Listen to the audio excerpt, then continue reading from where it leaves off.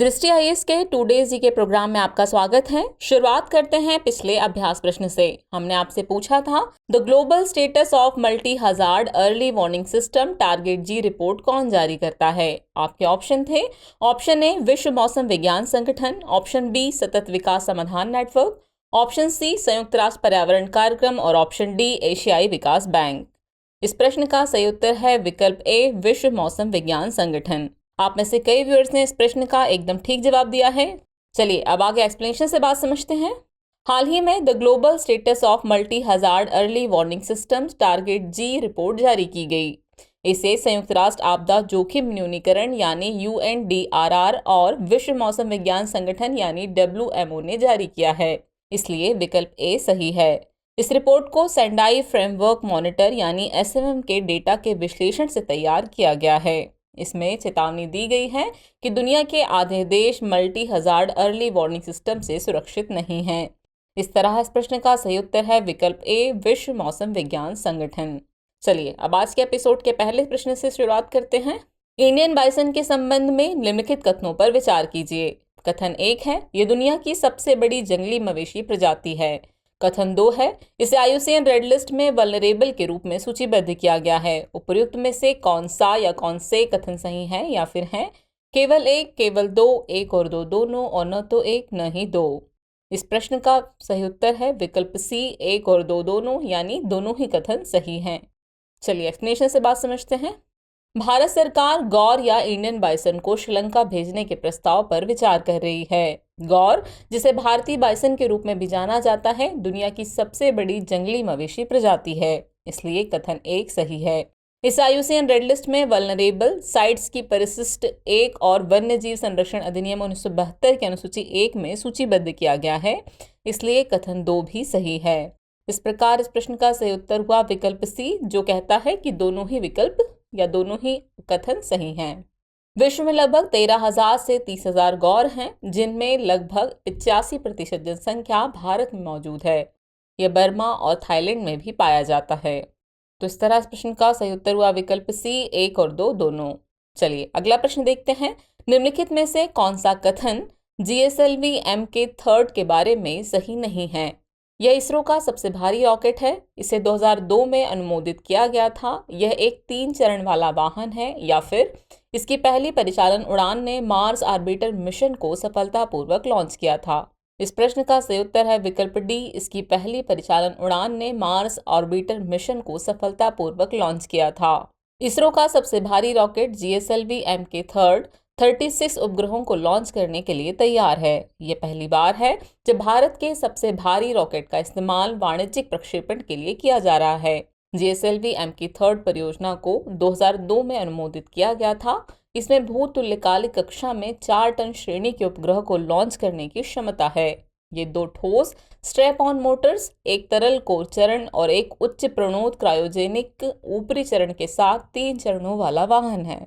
इसकी पहली परिचालन उड़ान ने चंद्रयान 2 अंतरिक्ष यान को सुपर जियो सिंक्रोनस ट्रांसफर ऑर्बिट में सफलतापूर्वक लॉन्च किया था। इस तरह इस प्रश्न का सही उत्तर होगा विकल्प डी। चलिए अगला प्रश्न देखते हैं। हाल ही में सस्टेनेबल डेवलपमेंट फी चर्चा में थी, जिसका उपयोग किस देश के संदर्भ में किया जाता है।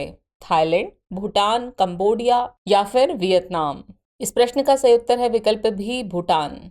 चलिए एक्सप्रेशन से बात समझते हैं। इस साल की शुरुआत में भूटान की नेशनल असेंबली ने सस्टेनेबल डेवलपमेंट फी बढ़ाने को अपनी मंजूरी दी थी। अब भारतीय पर्यटकों से प्रति व्यक्ति प्रतिदिन 1200 रुपए लिए जाएंगे, तो वहीं अन्य देशों के पर्यटकों के लिए शुल्क $65 से बढ़ाकर $200 कर दिया गया है। भारत, मालदीव और बांग्लादेश के यात्रियों को पहले बिना अग्रिम वीजा या दैनिक पर्यटन शुल्क के भूटान में मुफ्त प्रवेश की अनुमति थी। आपको बता दें कि भूटान में प्रवेश करने वाले सभी पर्यटकों को पर्यटन कर का भुगतान करना पड़ता है, जिसे सस्टेनेबल डेवलपमेंट फी या SDF के रूप में जाना जाता है, इसलिए विकल्प बी सही है। भारतीय रक्षा क्षमताओं के संदर्भ में स्प्रेट SDM-1 क्या है। Amphibian tank, assault rifle, howitzer या फिर एंटी टैंक रॉकेट लॉन्चर। इस प्रश्न का सही उत्तर है विकल्प ए एम्फीबियन टैंक। चलिए एक्सप्लेनेशन से समझते हैं। भारतीय सेना को 2 हल्के युद्धक टैंकों की आपूर्ति की दौड़ में अब रूस भी शामिल हो गया है। रूस आगामी निविदा के लिए अपने स्प्रेट SDM-1 लाइट एम्बीफियस टैंक को उतारेगा, इसलिए विकल्प ए सही है। स्प्रेट SDM-1 अपनी श्रेणी का एकमात्र हल्का एम्फीबियन टैंक है जो 125 मिलीमीटर टैंक गन से लैस है। ये जल बाधाओं को पार करता है और दिन रात किसी इलाके में काम कर सकता है। यह टैंक एक निर्देशित मिसाइल प्रणाली से लैस है जिसे बख्तरबंद लक्ष्यों को हराने के लिए डिजाइन किया गया है। इस तरह इस प्रश्न का सही उत्तर है विकल्प ए, एम्फीबियन टैंक। अगला प्रश्न है, भारत कृषि उपग्रह कार्यक्रम के संदर्भ में निम्नलिखित कथनों पर विचार कीजिए। कथन 1 है, DRDO ने देश के कृषि क्षेत्र को समर्थन देने के लिए समर्पित उपग्रहों का एक प्रस्ताव दिया है। कथन 2 है, देश के संपूर्ण कृषि क्षेत्र के कवरेज की गारंटी के लिए कम से कम 3 उपग्रहों की आवश्यकता होगी। उपर्युक्त में से कौन सा या कौन से कथन सही हैं या फिर हैं केवल एक, केवल दो, एक और दो दोनों, और न तो एक न ही दो। इस प्रश्न का सही उत्तर है विकल्प डी, न तो एक और न ही दो। चलिए एक्सप्लेनेशन से समझते हैं। हाल ही में भारतीय अंतरिक्ष अनुसंधान संगठन यानी इसरो ने देश के कृषि क्षेत्र को समर्थन देने के लिए समर्पित उपग्रहों का एक प्रस्ताव दिया है, इसलिए कथन 1 सही नहीं है। देश के संपूर्ण कृषि क्षेत्र की कवरेज की गारंटी के लिए कम से कम 2 उपग्रहों की आवश्यकता होगी, इसलिए कथन 2 भी सही नहीं है। ये उपग्रह फसल की भविष्यवाणी, कीटनाशकों के प्रयोग, सिंचाई, मिट्टी और सूखे से संबंधित महत्वपूर्ण आंकड़ों के जरिए कृषि संबंधी गतिविधियों में मदद करेंगे। इस प्रकार विकल्प डी सही है। चलिए अगला प्रश्न देखते हैं। निम्नलिखित में से कौन मिनुस्ताह की भूमिका का सबसे अच्छा वर्णन करता है? जीन एडिटिंग टूल, जलवायु परिवर्तन के अंतर्राष्ट्रीय पैनल का विंग, हैती में संयुक्त राष्ट्र स्थिरीकरण मिशन, या फिर अनुसंधान संगठनों द्वारा बनाया गया डेटाबेस। हाल ही में संयुक्त राष्ट्र महासचिव एंटोनियो गुटेरेस ने हैती में सामूहिक हिंसा को नियंत्रित करने के लिए त्वरित कार्रवाई बल यानी RAF का आह्वान किया है। हैती में शांति स्थापित करने के उद्देश्य से 1 जून 2004 को सुरक्षा परिषद के द्वारा संयुक्त राष्ट्र स्थिरीकरण मिशन मिनुस्ताह की स्थापना की गई थी, इसलिए विकल्प सी सही है।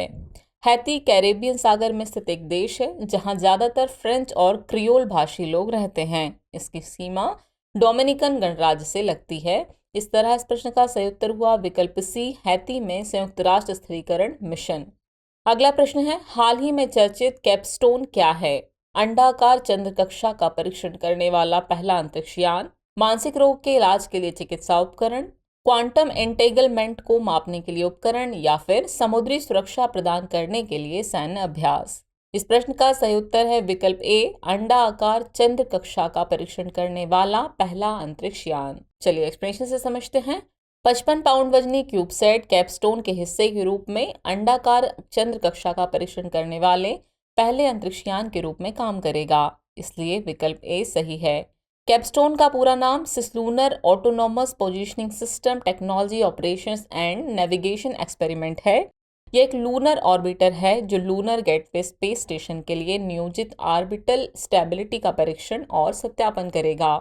इसे 28 जून 2022 को लॉन्च किया गया था। ये नवीन नेविगेशन तकनीकों को मान्य करके भविष्य के अंतरिक्ष यान के लिए जोखिम को कम करने में मदद करेगा। इस तरह इस प्रश्न का सही उत्तर हुआ विकल्प ए, अंडाकार चंद्र कक्षा का परीक्षण करने वाला पहला अंतरिक्ष यान। अगला प्रश्न है, एवियन इन्फ्लुएंजा बीमारी किसके कारण होती है? बैक्टीरिया, कवक, प्रोटोजोआ, या फिर वायरस। इस प्रश्न का सही उत्तर है विकल्प डी, वायरस। एवियन इन्फ्लुएंजा ए वायरस के कारण होने वाली एक बीमारी है जो कई प्रजातियों के पक्षियों को प्रभावित करती है, इसलिए विकल्प डी सही है। इसे जूनोटिक वायरस माना जाता है, लेकिन ये आमतौर पर लोगों को संक्रमित नहीं करता है।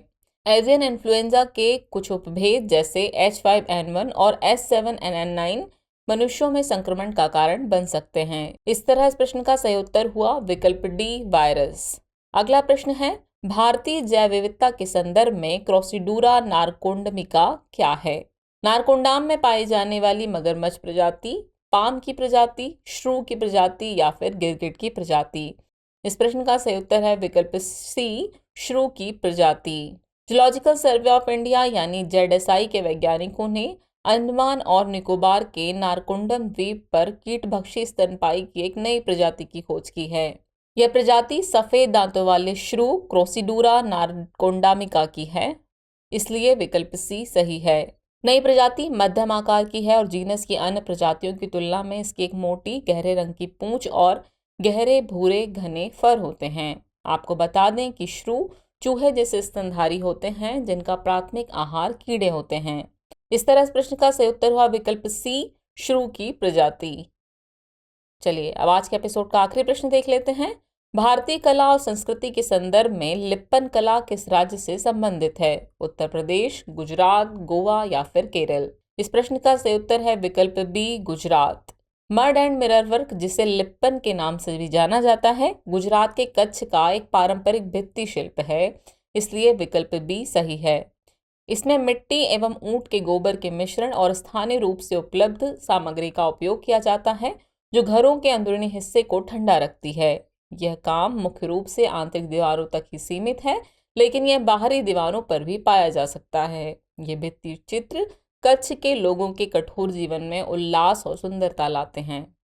इस तरह इस प्रश्न का सही उत्तर हुआ विकल्प बी, गुजरात। चलिए अब आज के एपिसोड के अभ्यास प्रश्न को देख लेते हैं। अंतर्राष्ट्रीय भू राजनीति के संदर्भ में होगो क्या है? आपके ऑप्शन है। ऑप्शन ए रक्षा अभ्यास, ऑप्शन बी विमान वाहक, ऑप्शन सी परमाणु पनडुब्बी या फिर ऑप्शन डी दक्षिण चीन सागर में द्वीप समूह। तो व्यूअर्स, इस प्रश्न का जवाब कमेंट बॉक्स में देना ना भूलें। जल्दी मिलते हैं नए एपिसोड में नए नए सवालों और उनके नए नए जवाबों के साथ। तब तक के लिए शुक्रिया।